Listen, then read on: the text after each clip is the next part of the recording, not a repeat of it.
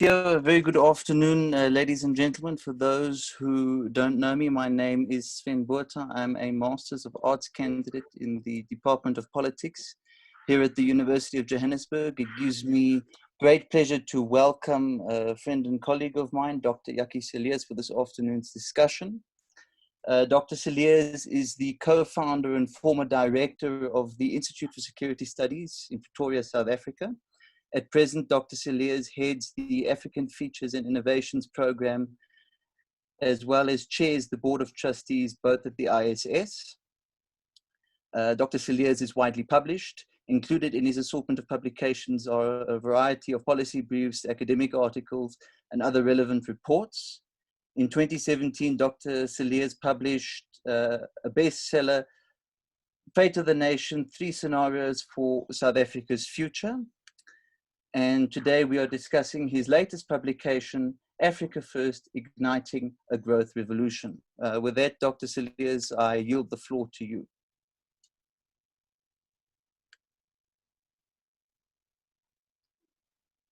Thank you very much, Sven.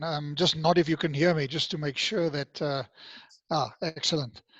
And thank you very much for organizing this and for you and your colleagues for making this opportunity available. I'm going to show you a short presentation, so just allow me a second so that I can share my screen.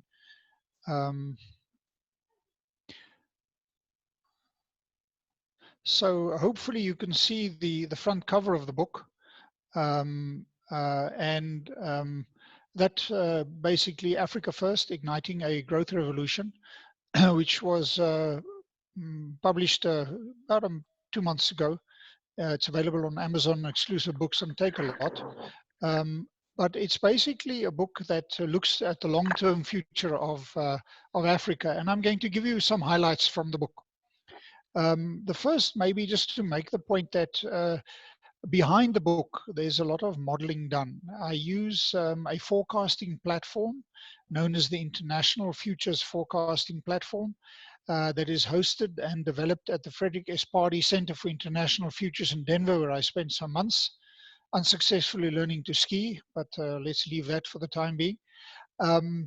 IFS is a massive database that allows you to explore where you come from. You can look back to about 1960, and you can look towards the end of the century in terms of understanding what is possible, what is the most likely development trajectory of Africa, and what can be done to explain, to shape our future. So different to many other efforts at looking at the future, this is really based very heavily on data and what is possible. So it's not what we think we would like. It is really where we think things are going and what do we think can be possible to change things. So I thought I'd first start off just with a word on COVID because it's so germane to everybody. And just to make the point that the impact on Africa is still quite uncertain, but it seems very likely that we will see much lower mortality rates than elsewhere in the world. But its impact in Africa is going to be severe. So we are at the moment busy with a project that's looking at the impact of COVID on Africa. And I'm just going to briefly share some of the impact of that. Now, according to the IMF, the impact of COVID is such that Africa was going to grow at about 2.6% this year, all of Africa's 55 countries. But now we're looking at a contraction of about -3% growth in 2020. And that is really quite significant. It means that in this year alone, the GDP of Africa will be $170 billion smaller than it otherwise would have been. It means that every of Africa's 1.3 billion people will, on average, have an income of about $250 per person less. It means that about 15 million Africans will, more Africans will fall into extreme poverty. And that in this year, we can expect about 136 additional COVID deaths and about 26,000 deaths from other causes. Now, over time, the COVID deaths decline, but the deaths from increases in poverty and hunger and destitution increase and over time become much more significant. than the deaths from COVID, which we hope over time either a vaccine is developed or we find a way to live with COVID. So I wanted to start off with that just to give you some sense of the impact on COVID on our forecasts and to underline the seriousness of the crisis that we find ourselves in today. Having said that, I want to go to this graph, which is really the graph that underpins a lot of my work. On the left-hand side is average incomes in Africa in 2018 US dollars. At the bottom, there is time from 1990 until 2040. Now, until 2020, this is data. From 2020 until 2040, it's a forecast. There's a top blue line, which is the average incomes in the rest of the world, and a bottom green line, which is the average incomes in Africa. And I think the story is very self-evident. Africa, things are improving in Africa, but more slowly than in the rest of the world. So whereas in 1990, average incomes in Africa were about 45% that of the rest of the world. It's now at about 27%, and I expect that by 2040, it would be only about 23%.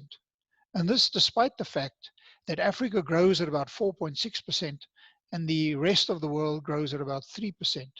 Because Africa is coming from a very low base, it needs to grow at 2, 3, 4 times that rate of 4.6% if it is really going to rapidly close that gap between the average levels of income in the rest of the world and in Africa. So I use this slide at the beginning of most of my presentations to present the challenges that lie ahead.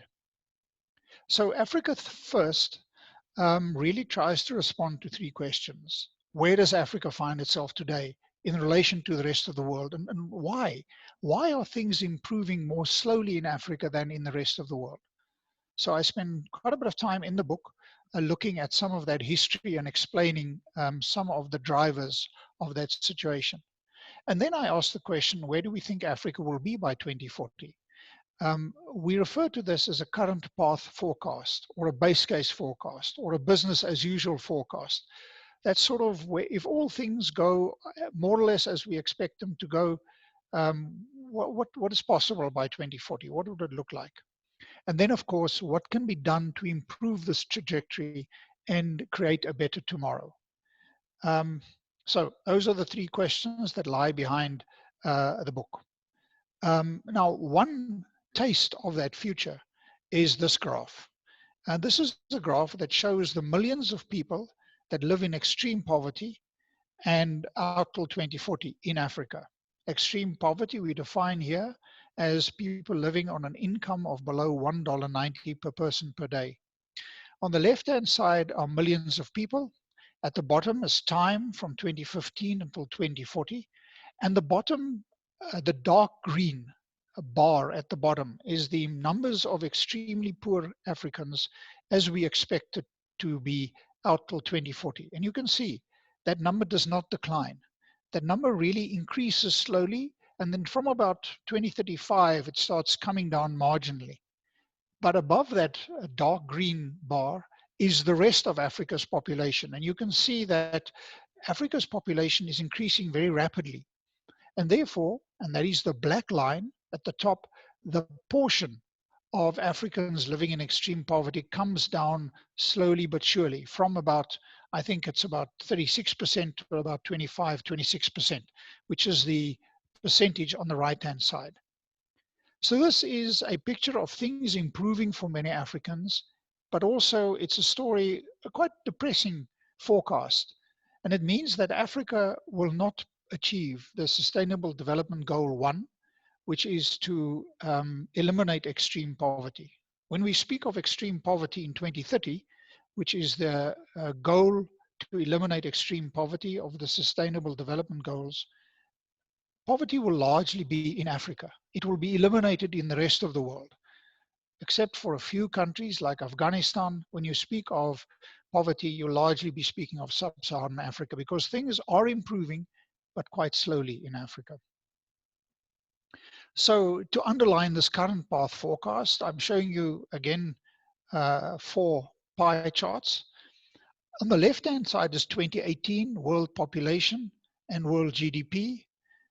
top is world population, and then on the right-hand side is 2040. And you can again see Africa's population increases from about 17% of the world's population in 2018 to about 23% in 2040. Yet the size of the African economy, total 55 countries, as a share of the world economy, goes from 3 to 4%. So Africa remains relatively marginal. Things are improving in Africa, but much more slowly than in the rest of the world. Now, what needs to happen to change that? And of course, what I spend most of Africa First in discussing and analyzing, placing that within a historical context, but then looking out till 2040. Countries grow wealthy and prosperous through the structural transformation of their economies. That means moving capital and labor from lower to higher productivity sectors. The sector with the highest productivity throughout the world is generally the manufacturing sector. And we refer to this as the manufacturing escalator. Now, there are traditionally three sectors in the economy: agriculture, manufacturing, and services. And the manufacturing escalator just goes up much more rapidly than the services escalator or the agricultural escalator. If you want to change the productive structures of your economy, you need to get on the manufacturing escalator to move capital, money, and labor onto that manufacturing escalator. Because manufacturing is unique in the sense that it also changes the agricultural and the services sector by changing them and making them more productive. But what we see in Africa is that labor is moving from subsistence agriculture in the rural areas to low-end retail services in informal urban areas. This is not productivity enhancing. And we see also the growth in capital-intensive resource and energy-based industries that generate a few jobs for some consultancy companies, mostly foreigners, but not in Africa. So this needs to change. We need to change the productive structures of African economies if we want Africa to become more prosperous more rapidly. So what I do in Africa First is I look where Africa comes from and I look at its current path forecast till 2040. And then there are 11 chapters, the book has 16 chapters in total, where I explore the impact of each intervention, each sector, to see what can that contribute to sustained and sustainable improvements in livelihoods. And I'll show you those 11 sectors in a little while. And I also explore, and there's an additional chapter on climate change. So what is the impact of these things on carbon emissions? And then I look at the future of work or jobs in Africa. And I eventually put all these scenarios together in an Africa First scenario, combined scenario, to see what is the impact. And throughout the book, I really look at what could be done to change Africa's development prospects. I present the current path forecast for every sector. I'll show you the sectors shortly. And then I look at what would happen in, for example, demographics if we were able to improve that forecast. So these are the 11 sets of interventions or 11 scenarios that I model in the book. Each is a chapter. So I'll just quickly talk my way through them. The first chapter is on demographics. Africa is about 30 years away from getting to its demographic dividend.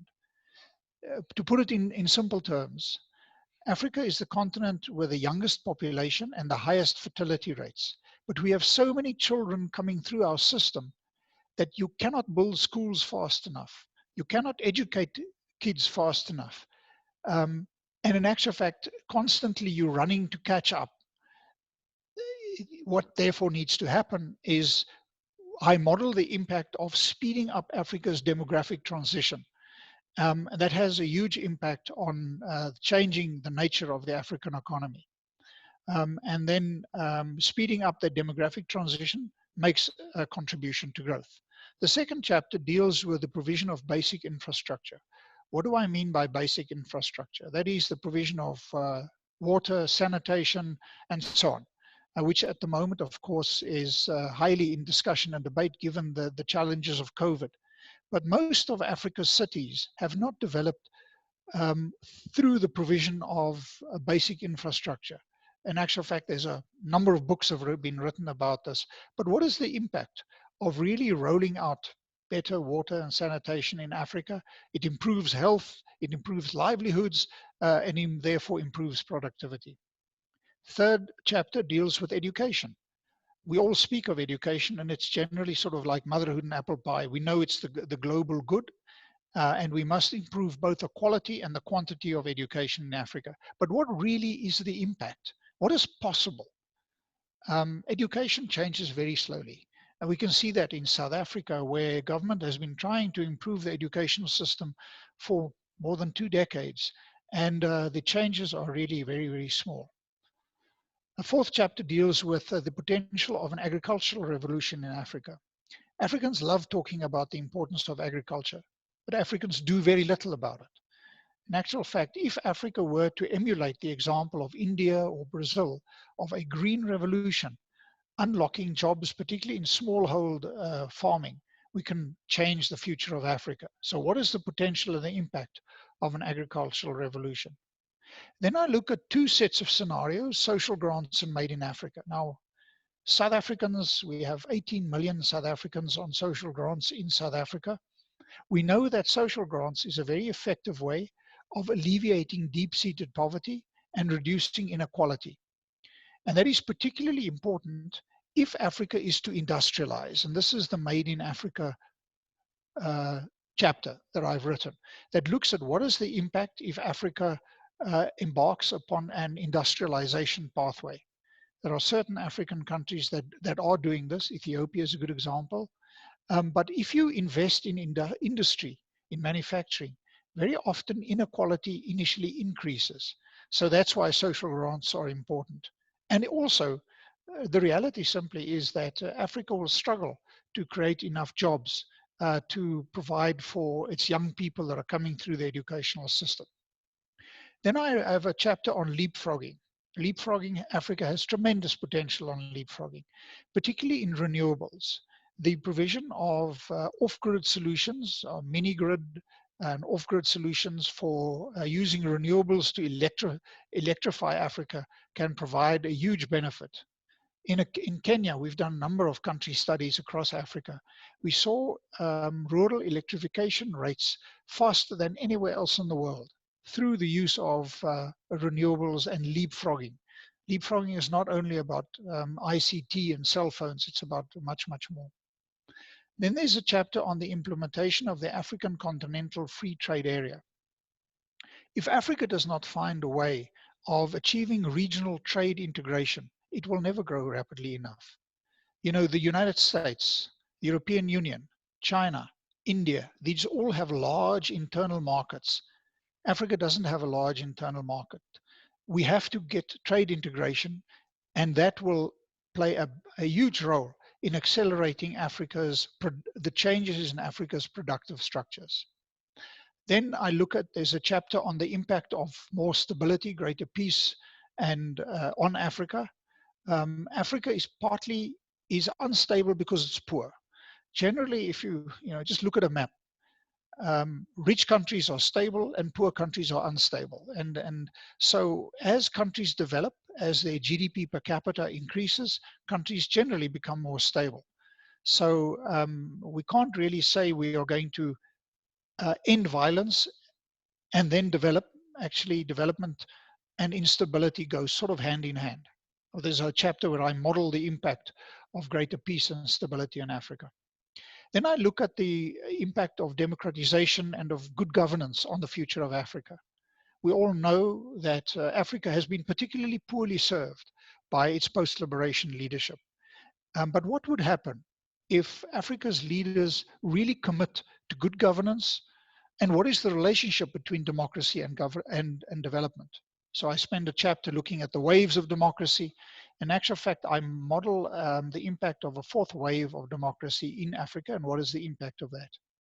The last of the scenario chapters deals with foreign direct investment, aid and remittances.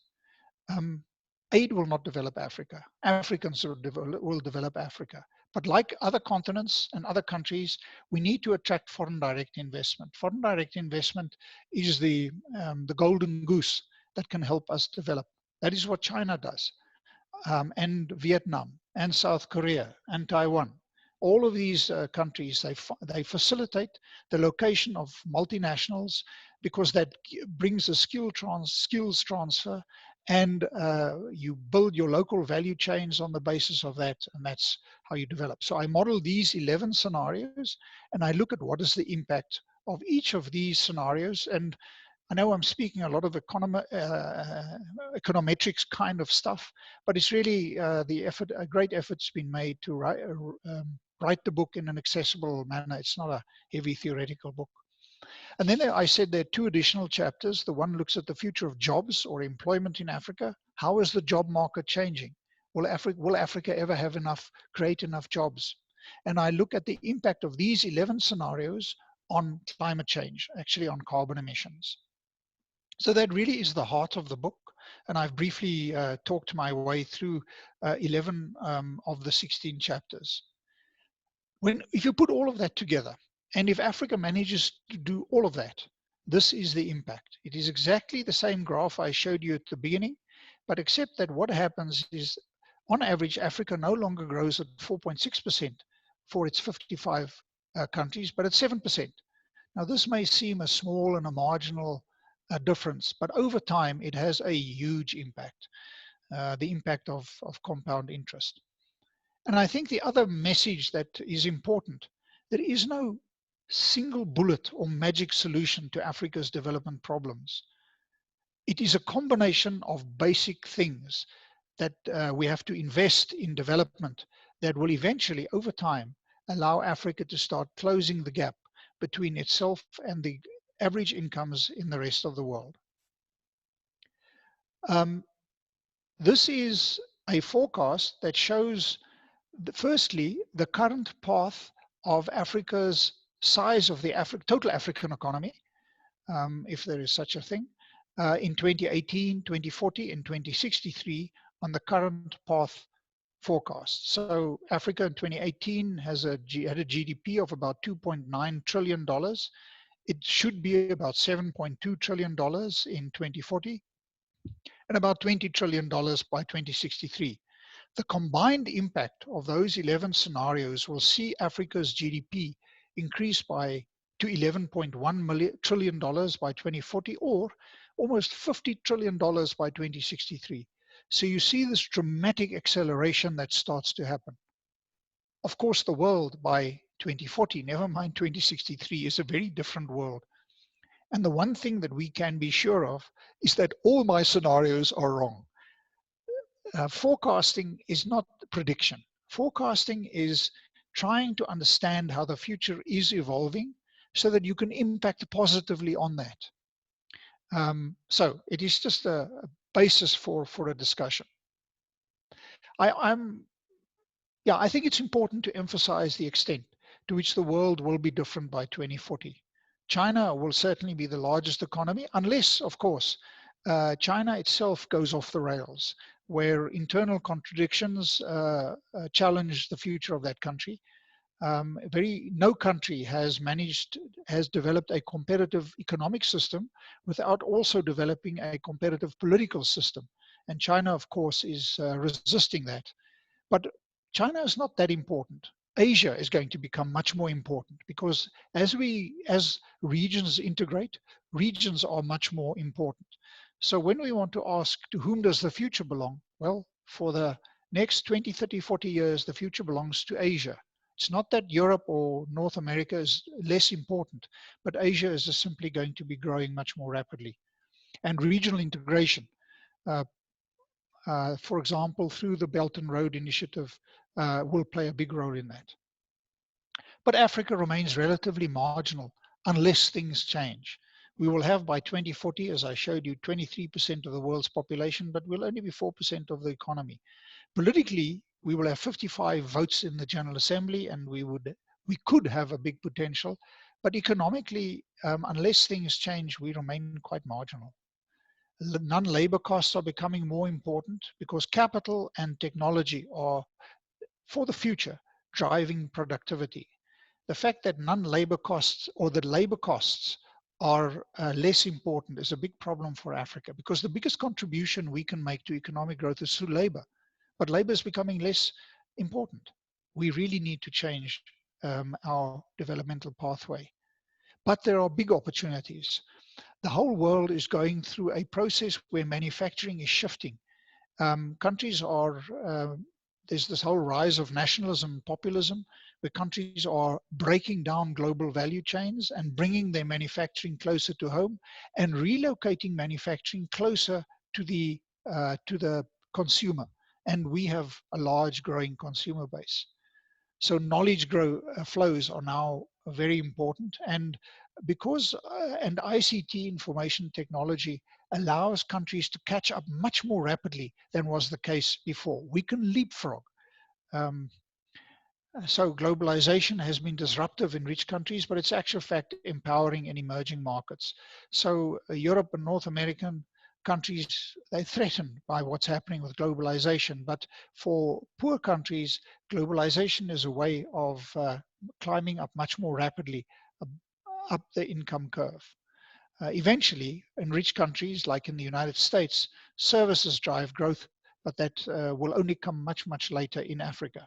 There are some countries, India is a good example, that have tried to develop a services-led pathway, but the result is much slower growth than had they embarked on a manufacturing, for example, development pathway.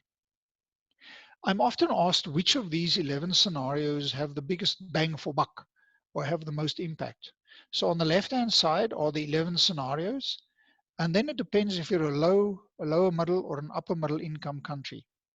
And then you can see for low income countries, as you would all know, agriculture is particularly important. But for all of them, low, middle, upper middle income, industrialization is important. Leapfrogging is important. And if you're a lower middle or an upper middle income country, then the implementation of the African Continental Free Trade Area is particularly important. In fact, the modeling in Africa First shows that South Africa will benefit the most from regional integration, more than any other African country, because we have a large manufacturing base and our natural market is in Africa. So lowering trade barriers would mean that Africa becomes our market. But there are many problems and challenges in the implementation of the African Continental Free Trade Area. As you know, the Secretariat is being established in Ghana this year. It's been delayed because of COVID. And the full implementation of the Continental Free Trade Area is scheduled to occur by 2034. That is 14 years into the future. And there are it's going to be a difficult road to travel, but it's very, very important. This is unfortunately another graph. It's the last one I will show you. What I want to show you is what is the contribution that each of those 11 interventions make to lower middle income African countries. I think Africa has got, I think it's 26 low middle income countries are in Africa. So it's again from 2020 until 2040. And right at the bottom, you can see the contribution that better health or the rollout of water, basic water sanitation has in Africa. It has an impact, but over a long time horizon and very slowly. The second impact is that of advancing Africa's demographic dividend. That is rolling out access to contraceptives, female education, female empowerment. That has a huge impact, but very slowly. Then look at the third intervention at agriculture. You can see that agriculture throughout the forecast period makes a significant contribution. Remember that we pointed agriculture is foundational, being self-sufficient in food. And South Africa is one of the African countries that is self-sufficient in food, can make a huge contribution. Then there is education. Look at the limited contribution that education makes. It's a long-term investment. It takes decades for an educational system to turn around. Then the next intervention is the impact of cash grants. Cash grants does very little from a long-term perspective to developed countries. And if you spend too much on cash grants, like South Africa is doing, then you draw away from expenditure on other important factors. So cash grants alleviates extreme poverty, it reduces inequality, but it comes over long time horizons with a cost. Growth is eventually much more important. Inequality, dealing with inequality is also important, but you have to find a balance between the two.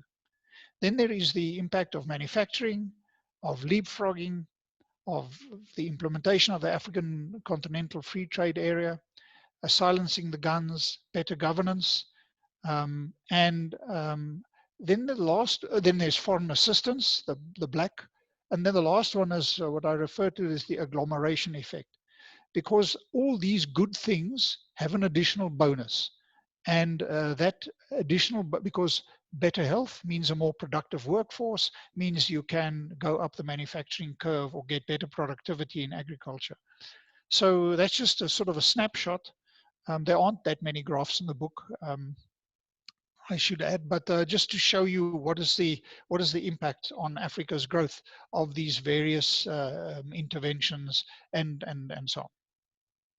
So I've tried to give you a short summary of Africa First, Igniting a Growth Revolution.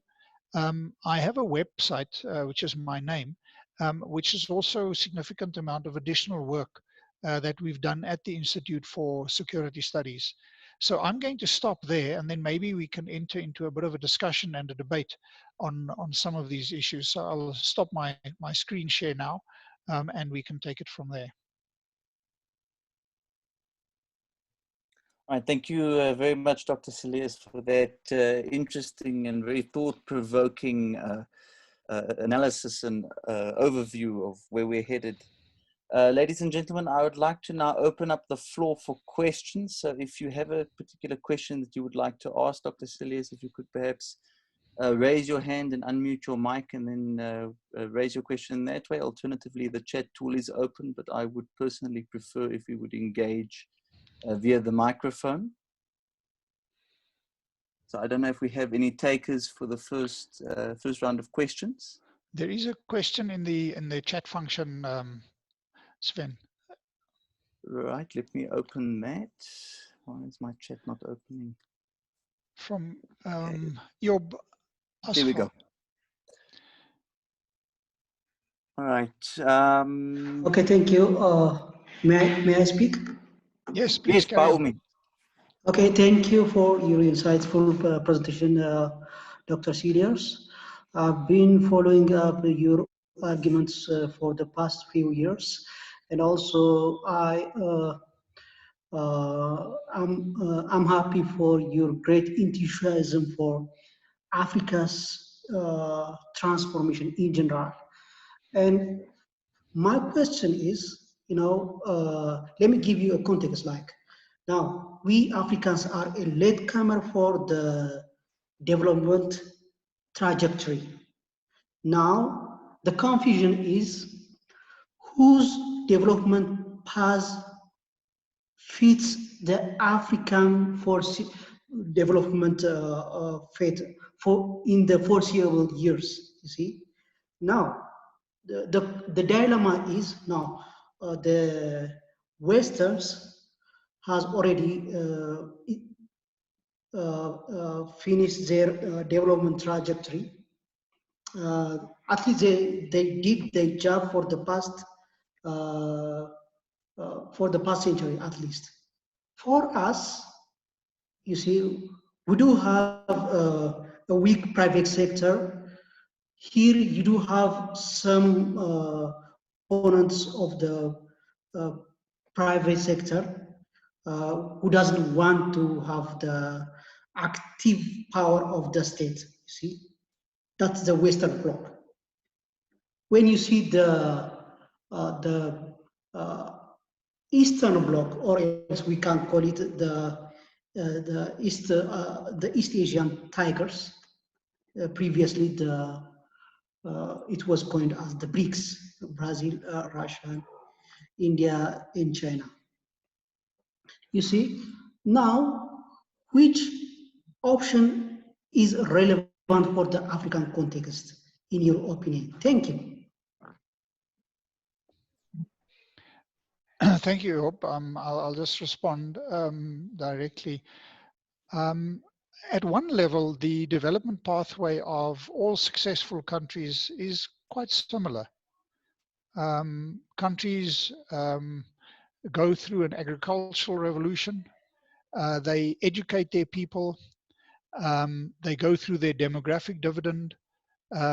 They start investing in low-end manufacturing and so on. And I refer to this in the book as the standard developmental model. It is really no different. There are different governance frameworks, there's different cultures, but generally the development pathway of most successful countries follow that same evolution. Africa needs to look at this broad development recipe and then make it its own. And the most important of that is an insight that I got from a very good friend of mine who's the South Korean ambassador here in South Africa, who's written an excellent book on South Korea's developmental model and its lessons for Africa. And he makes the point that development is about independence. Development is about independence. Development is not about dependence. Now, very often, Africans look towards the West that is going to provide us with aid and develop us. That now it's China that's going to come and develop Africa. Only Africans can develop Africa. And those countries, and you sound like an Ethiopian or an Eritrean, those countries that have embarked upon a clear developmental pathway, Ethiopia is a good example, do very well. Rwanda is another example. Botswana, Ghana in recent years, and so on and so forth. There are many, many good examples of countries that have looked at what needs to happen and then made that their own. But from a governance point of view, the requirement is that you need to have a governing elite that is really committed to the development of the country and not to the development of their own bank accounts, which often are in New York or Switzerland or elsewhere. And this orientation of the governing elite is an absolute prerequisite for growth. It's one of the reasons why certain countries, Ethiopia and Rwanda, are doing very well. But Africa faces another problem. All the countries that we have referred to in Asia, Taiwan, the Asian tigers, China, Korea, Singapore, followed an authoritarian developmental model. In other words, they developed, and then once they reached a certain level of wealth, they started to become more inclusive and democratic. China is trying to buck that trend, and time will tell if China can buck that trend.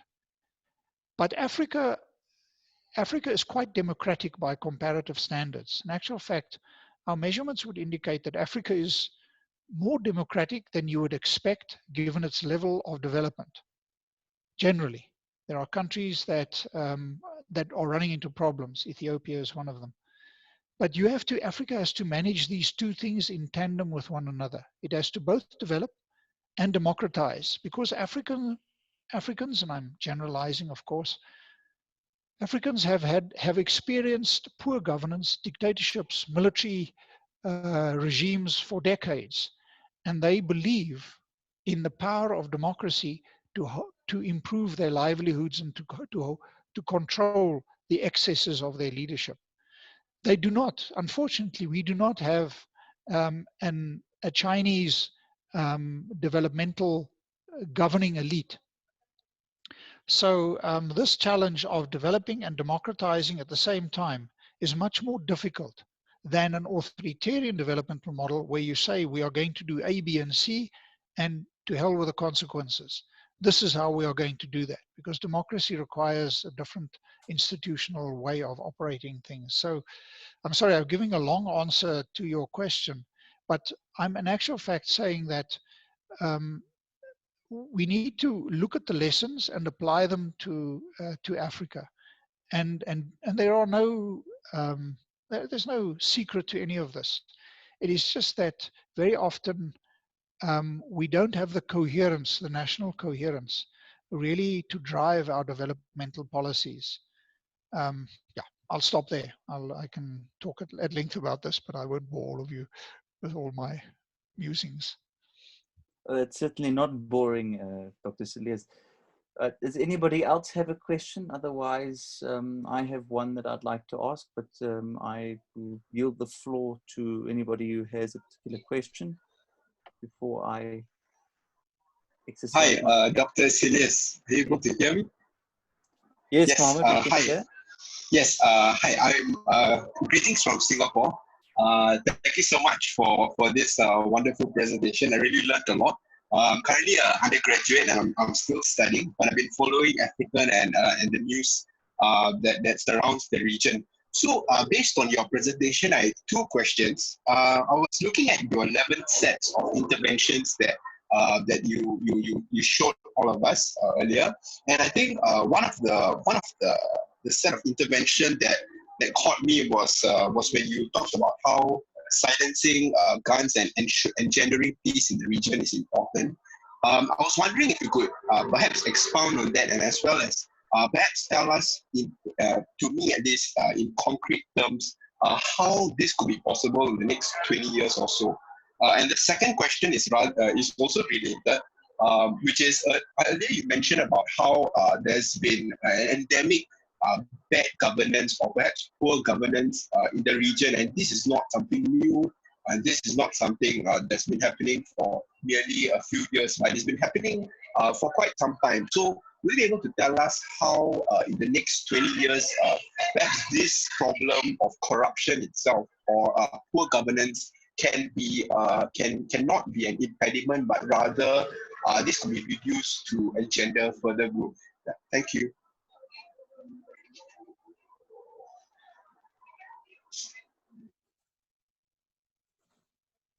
Thank you very much. Thank you very much, Mohammed. Two excellent questions. You know, I established and ran the Institute for Security Studies for many, many years. So I've looked at instability, violence, and so on for decades. And it's a difficult challenge. There are a few fundamentals that are important to recognize. And I referred to one of them already, and that is that poor countries are generally unstable. That is not because poor people are violent. It is because governments in poor countries do not have the means to ensure stability. As countries become wealthier, tax incomes provide the means through which governments can provide police and just a judicial system and prisons and a military and the rule of law to ensure stability. So stability and development go hand in hand. It is not possible to think that you are going to silence the guns and then you will develop, because in actual fact, silencing the guns and development are two sides of the same coin. And in the book, in the chapter on silencing the guns, I make the point that Africa, contrary to what most people are thinking, is becoming more stable. But we tend to forget the violence that happened, for example, in the late 1980s, which was the period when Africa was the most violent. It had the most armed conflicts. The Russians and the Americans were fighting their Cold War as a very hot war in Angola and in Somalia and Ethiopia and Sudan. So Africa is becoming more stable. It's happening quite slowly. But on the one side, armed conflict is declining. But what is happening is that riots and protests in urban areas is increasing. So there's an interesting X shape in Africa's evolving security situation. We need to, in a sense, manage insecurity on the continent, and we're not doing too badly. We are struggling with terrorism, but terrorism in Africa is largely a function of poor governance. It largely reflects the extent to which African leaders have abused their citizens and through which their security forces in particular have been an enemy of the people. And we've done extensive research across the continent that shows the extent to which the decision for a person to become a terrorist, I'm simplifying, is very often his personal experience at abuse by government or the security forces. And that has to stop. We have to find ways of making our security agencies more accountable and so on and so forth. But what I'm saying is that the nature of violence is changing, but that Africa is becoming more stable, but that the key to unlocking greater stability is better governance. Because the problem in Africa is poor governance, not developmentally orientated governance. So I'll stop there with that side. Then you ask about what will change that. Now, I think only substantive democracy will change that. I use the word substantive quite deliberately. There are many organizations that measure the level of democracy in Africa. But what you see when you look at these data sets is that nominal democracy is increasing in Africa. Many countries go through the motions of elections, but it is not substantive democracy. Only substantive democracy, where the electorate, the parliament, the judiciary hold the executive to account, changes things. The fact that Zimbabwe goes through regular elections means absolutely nothing. It changes nothing for the people of Zimbabwe because it is not substantive. At the heart of Zimbabwe's problem, I'm just using it as an example, is a party that is intent on staying in power, no matter what the costs for the country. That is just the reality in a number of African countries. Now that democracy, the quality and the quantity of democracy in Africa is improving year on year. Even Burundi goes through elections recently. The Gambia, and you can use many examples. And over time, that is, remember I made the point that what Africa has to do, it both has to democratize and develop at the same time.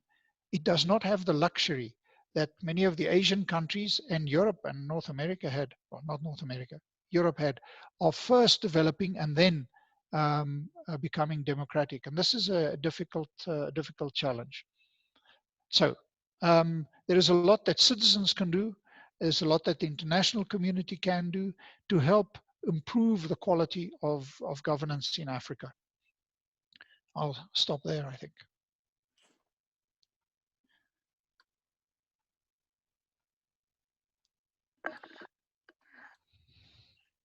Right, we still have, yes, go ahead, Lesa. Hi.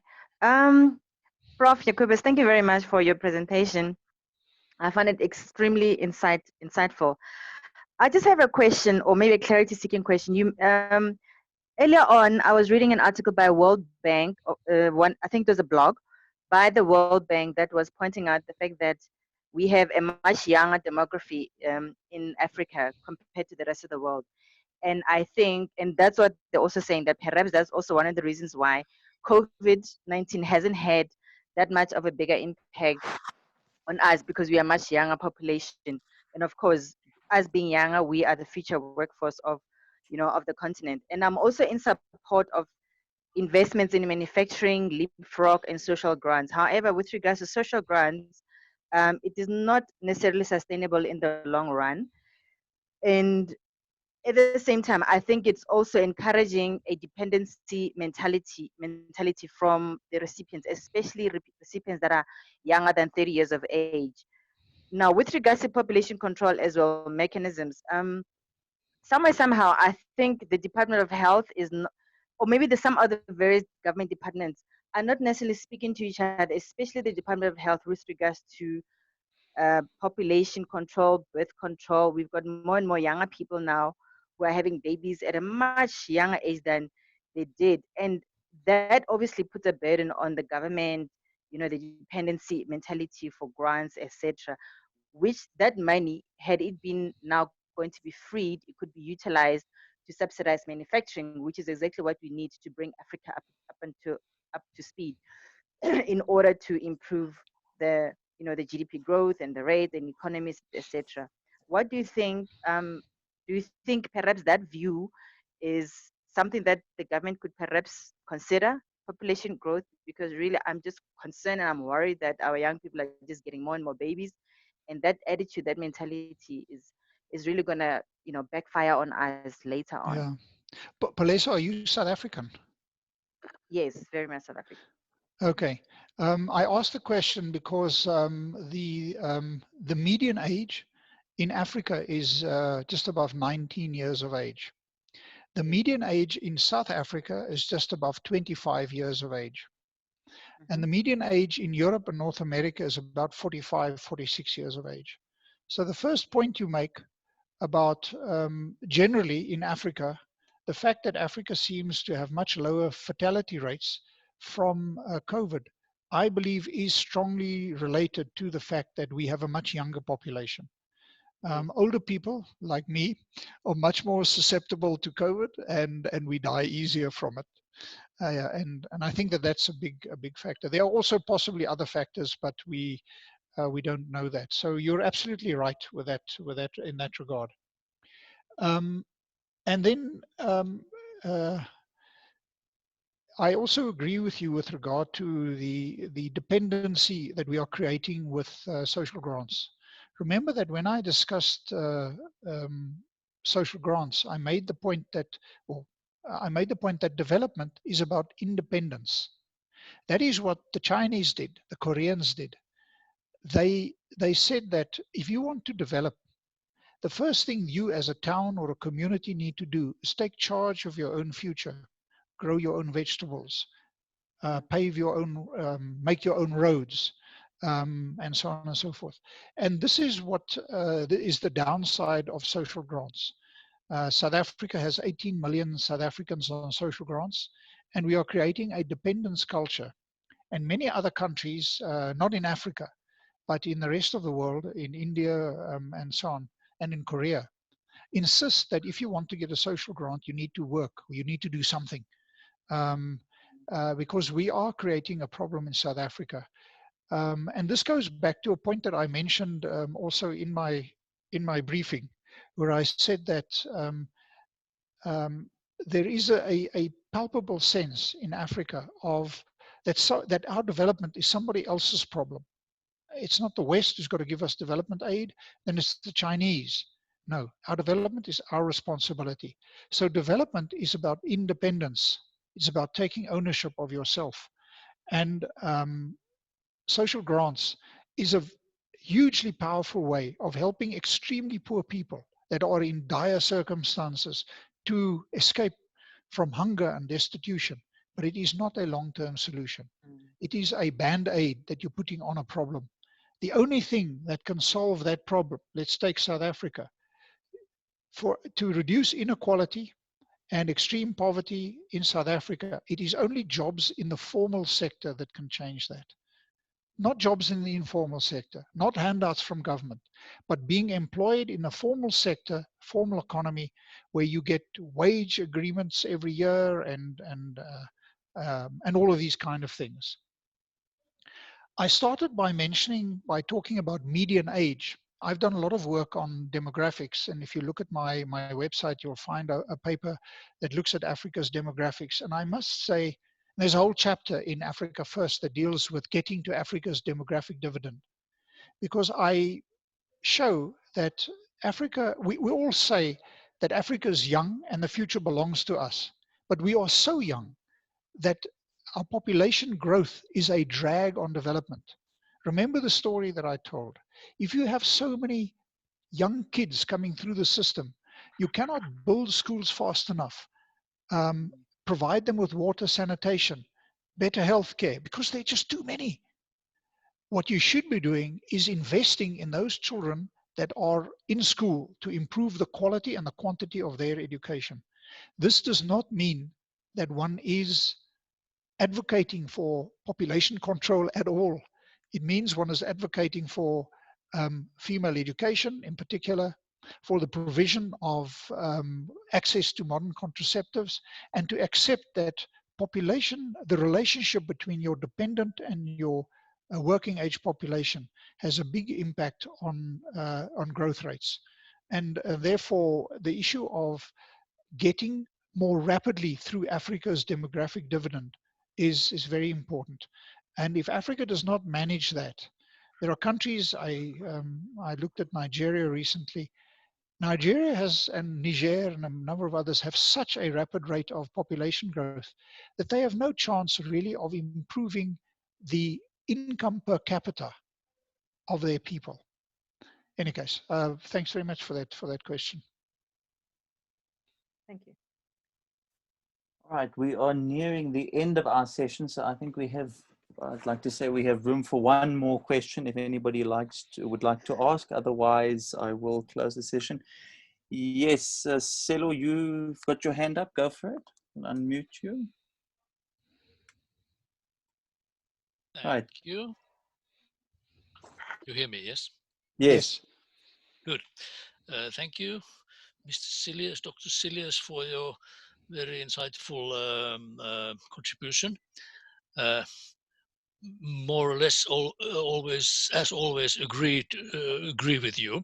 But as you just said that, well, not in those words, but we're referring a bit to the phenomenon that basically everything is connected to everything and depends on everything, and Yes. and that population growth or demography, economy, climate change, and that was my kind of question. That you did mention good governance, for example. Yes, very much development factor, very much a factor of economy, very much a factor of democracy. You mentioned the free trade agreement as a, well, maybe a prerequisite for a growth in real growth in FDI. But what about the climate change? Have you taken climate change into this, let's say, analysis? You said that we referred to or compared to the development parts of China, Korea. They were doing their development at a time when we didn't maybe we knew, but we didn't acknowledge the climate change as well as we do now. How do you think this is going to affect your scenarios? Thank you very much for that question. I showed you this slide, which was a slide that shows the 11 interventions that Yeah, I'm sorry, I didn't see the slide for a while, so I was a bit lost. Thanks. No problem. I showed the slide where I showed the 11 interventions. There's a chapter on each of these interventions. And then I said that then there's an additional chapter on climate change and on jobs. What I do in the climate change chapter is I look at the impact of each of these interventions on carbon emissions. Now, Africa currently releases we contribute about, I think 6% of global carbon emissions, 6%. In the Africa First, the combined impact of all of these interventions, we increased our contribution on carbon emissions to about, I think, 8% of the global total. So, but we are hugely affected by climate change.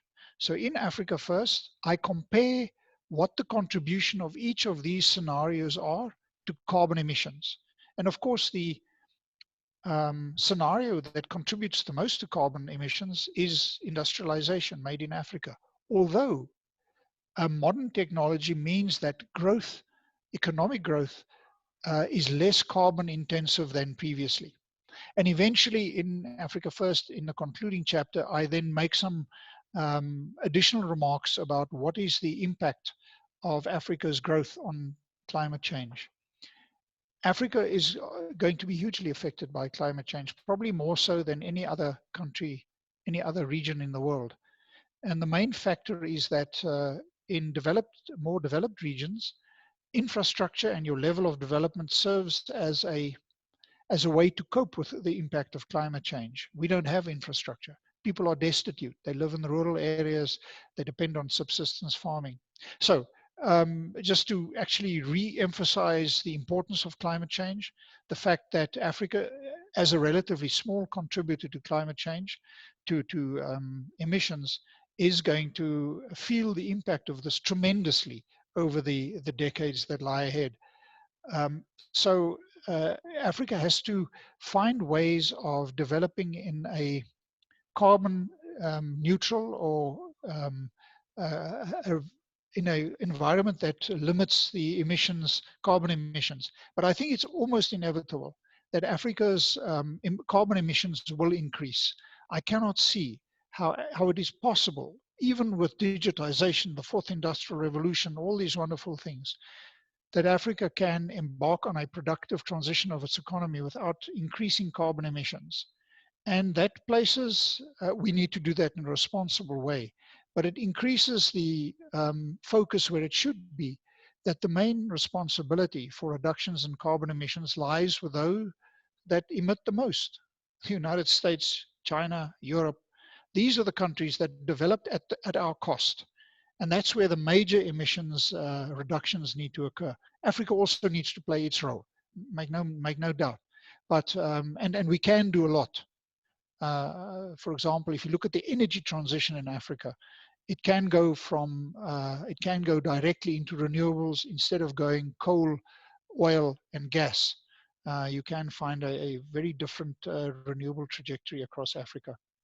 But thank you very much for the questions and the issues. I appreciate the fact that you all listened to me.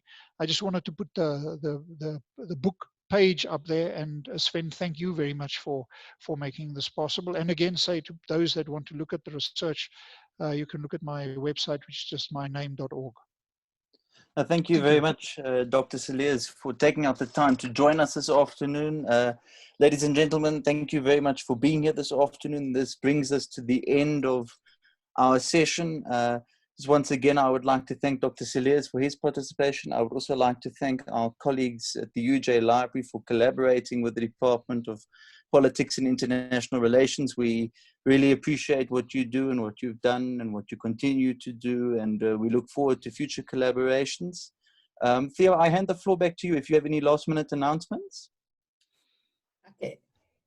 Thank you, Sven, and thank you to Dr. Cilliers. This was a very informative session, and I think a lot of people have gained from this.